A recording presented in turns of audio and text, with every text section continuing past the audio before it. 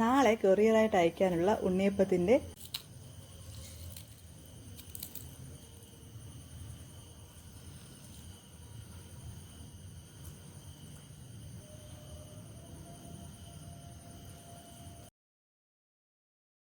ഒരു ഗ്ലാസ് പച്ചരി 2 മണിക്കൂർ കുതിർത്തതിന് ശേഷം തരിതരിയായി പൊടിച്ചെടുക്കാം. വളരെ കുറച്ച് അളവ് ഉള്ളുവെങ്കിൽ നമുക്ക് വീട്ടിൽ തന്നെ പൊടിച്ചെടുക്കാം, അല്ലെങ്കിൽ പുറത്ത് കൊണ്ടുപോയി പൊടിക്കേണ്ടതുണ്ട്.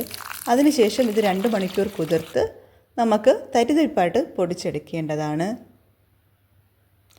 അരിയുടെ അളവ് ശർക്കരയാണ് ചേർക്കേണ്ടത്. മധുരം ഇഷ്ടം ആണെങ്കിൽ അല്ലെങ്കിൽ കുറച്ചെടുക്കാം. അതിലേക്ക് ഒരു 4 അല്ലി ഏലക്ക, ഒരു ചെറിയ പഴം. ഇത് ചക്ക വരട്ടിയതാണ്. ചക്ക കിട്ടുന്ന സമയത്ത് വാങ്ങി ഇതുപോലെ ഉണ്ണിയപ്പം, കേക്ക്, ഐസ്ക്രീം ഒക്കെ ഉണ്ടാക്കുന്നതിലേക്കായി വരട്ടി വച്ചിരുന്നതാണ്. ചക്കയേക്കാൾ ടേസ്റ്റാണ് ചക്ക വരട്ടുന്നത്. അത് ഒരു 4 ടേബിൾ സ്പൂൺ കൂടി നമുക്ക് ഇതിനോടൊപ്പം, അതുകൊണ്ടാണ് പഴം വളരെ കുറച്ചേ എടുത്തുള്ളൂ.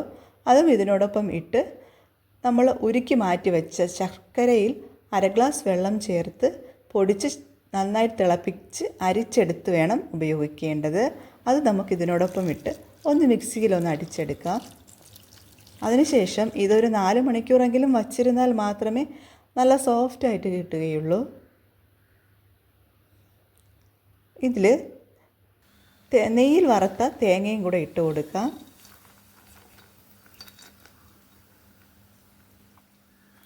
ഇത് നന്നായി യോജിപ്പിച്ച് എടുക്കേണ്ടതാണ്. ഒരു 4 മണിക്കൂർ വച്ചതിന് ശേഷമാണ് നമ്മൾ ഉണ്ണിയപ്പം ഉണ്ടാക്കേണ്ടത്. ഉണ്ടാക്കുന്ന സമയത്ത് നെയ്യിൽ വറുത്ത് തേങ്ങ ഇട്ട് കൊടുത്താലും മതിയാകും. പിന്നെ കറുത്ത എള്ള ഉണ്ടെങ്കിൽ അത് ഒരു കുഞ്ഞു ടീസ്പൂണിൻ്റെ അളവ് ഇതിനോടൊപ്പം ചേർത്ത് കൊടുക്കേണ്ടതാണ്. വെളിച്ചെണ്ണ ഒഴിച്ച് നന്നായിട്ട് തിളയ്ക്കുന്ന സമയത്ത് നമ്മളിത് ഒഴിച്ച് കൊടുക്കണം. തീ ഹൈ ഫ്ലെയിമിൽ വച്ചതിന് ശേഷം മാവ് ഒഴിച്ചതിന് ശേഷം സ്ലോ ഫ്ലെയിമിലോട്ട് ആക്കേണ്ടതാണ്. ഒഴിക്കുമ്പോൾ തന്നെ നന്നായിട്ട് ഇത് വിട്ട് വരുന്നുണ്ട്. നല്ല സോഫ്റ്റായിട്ടുള്ള ഒരു ഉണ്ണിയപ്പമാണ്.